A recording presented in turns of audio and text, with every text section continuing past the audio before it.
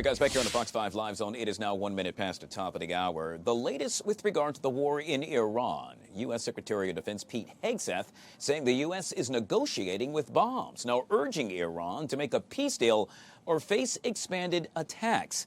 Iran's Revolutionary Guard says it will begin striking U.S. tech, financial companies in the region beginning tomorrow in response to ongoing U.S.-Israeli attacks.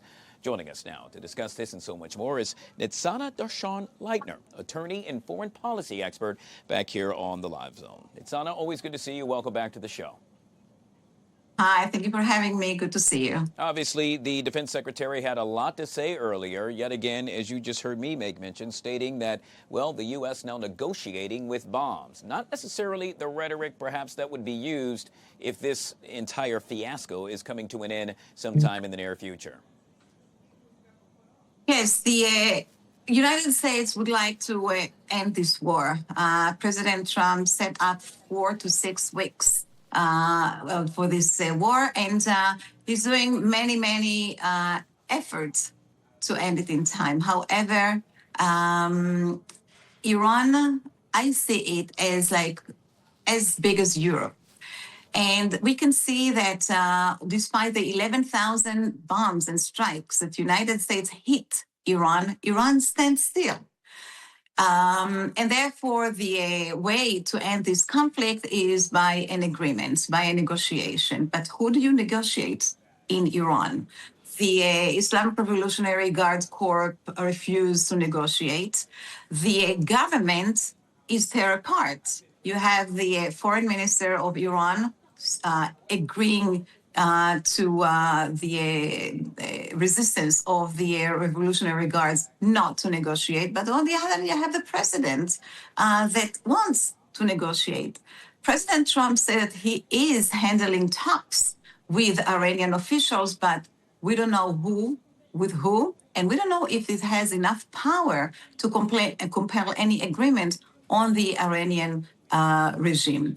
So we in Israel are very much in favor to end this conflict, hopefully in a time set, but it has to be with the goals of the war that we set before, which is eliminating the nuclear facilities of Iran, including the enriched uranium, eliminating the ballistic missiles, and hopefully some elimination of the support that Iran gives to its proxies in the Middle East. And then there happens to be the Strait of Hormuz, which in so many words remains shut down. According to President Trump, well, we don't necessarily need it, we being America, need it to be open in order to continue with regard to oil production. Others will beg to differ. I'm curious, what say you, Nitsana?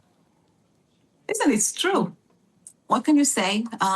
United States doesn't need the Hormuz Straits. The United States doesn't need the gas or the oil that go through these straits. The one that do need it is Europe, who relies on its imports. Saudi Arabia, Qatar, China, Russia.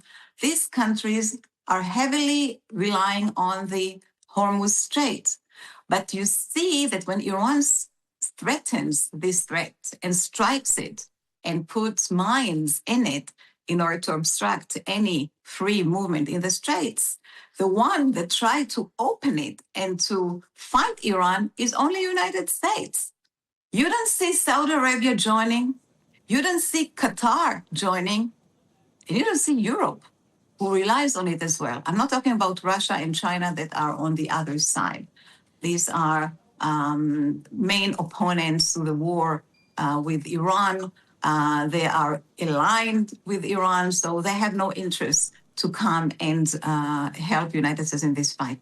But the allies of United States, Saudi Arabia, the Emirates, Qatar, and Europe, where is NATO? And this is why President Trump is saying, if you want to get oil, come and take it yourself. I don't need the Hormuz Straits. You are the one who need it. Nitsana, I have about a minute left. We also know that the Secretary of Defense, Pete Hegseth, earlier also stated that in so many words, the U.S. would not broadcast their plans to Iran surrounding military action. He also stated that boots on the ground, perhaps, well, that could very well happen. I'm curious, your response to that? Very much not like boots on the ground. U.S. military, Israeli military, we don't want casualties on this war. We in Israel have been through a horrible 2.5 years of war. Only yesterday, we lost 4 soldiers in the fight on Lebanon. We don't want boots on the ground. However, if Iran does not agree to negotiate or does not agree to accept the terms that President Trump is setting for, I'm afraid there will be no choice but for boots on the ground. And this is just to take away the enriched uranium that if there will be no regime change in Iran, it will be extremely dangerous to leave this enriched uranium in the hands of the current regime. So President Trump and so is Israel have to make sure that in the end of this war, there will be no enriched uranium in Iran. Alternatively, there will be a regime change. And to achieve these 2 goals, unfortunately, you may need boots in the ground. To leave it right there. Yet again, Nitsana Darshan-Leitner, attorney and foreign policy expert, joining us right here on the Live Zone. We always appreciate your time, Nitsana. Thank you very much for having me. Well, the countdown is on. In this case, the latest mission status as 4 astronauts prepare for humanity's first crewed journey to the moon, and count 'em, over 50 years, believe it or not. NASA now targeting a 2-hour launch window that opens at 6:24 p.m. Eastern tomorrow. The space agency has said there's an 80% chance of favorable weather conditions.